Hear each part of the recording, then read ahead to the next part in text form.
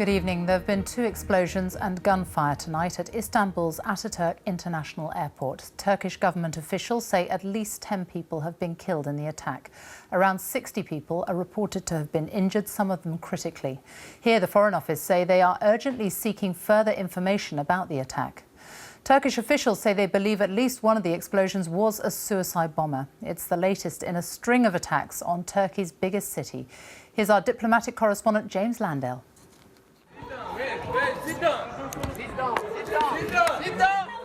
The scene tonight at Istanbul's Ataturk Airport. Passengers taking cover after 2 explosions tore through the international departure terminal. Outside, people fled after at least one of the attackers reportedly opened fire with a Kalashnikov machine gun before blowing himself up after being fired on by the police. Officials said that at least 60 people had been wounded, many waiting outside until the ambulances arrived, as others who had been injured emerged. Police rushed to set up a perimeter around the airport after the attacks. Turkey's Justice Minister said at least 10 people had been killed. This is only the latest in a series of deadly attacks in Turkey this year, often blamed on either Kurdish separatists or the so-called Islamic State group. But this is the first time that the international airport has been targeted, and for now, flights in and out of the airport are currently suspended.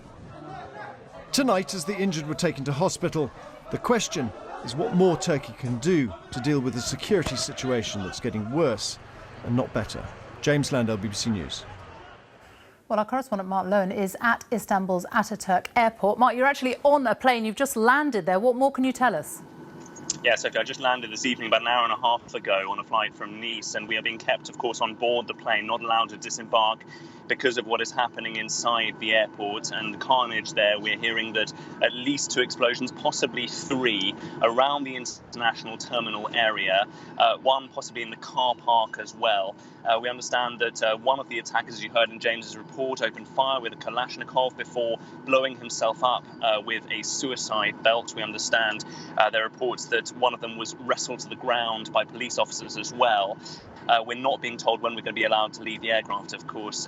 For the time being, there's been no claim of responsibility. But as James was saying, Turkey has been really in the grip of a terrible spiral of violence in the last year. Some attacks blamed on so-called Islamic State, including one earlier this month. Some on Kurdish militants, including a mortar attack at Istanbul's second airport, Sabiha Gökçen Airport, back in December, that was claimed by Kurdish militants, a group calling itself TAK. Now, I have to say, Sophie, that I have lived here for 2 years, and I have often thought, coming into this airport, that it is a potentially vulnerable place, and that an attack could take place here because cars are really not searched very often coming into the airport area. That said, as you come into the terminal building, there are X-ray machines and scanners for anybody coming in even before the check-in desks. And so what appears to have happened tonight is that the attackers appear to have breached the perimeter of the airport, managed to get in towards the terminal building, and there they have set off their attacks with such tragic consequences. Mark Lowen on the tarmac there at Istanbul Airport. Thank you very much for joining us, and we will, of course, bring you the latest on that story as it develops.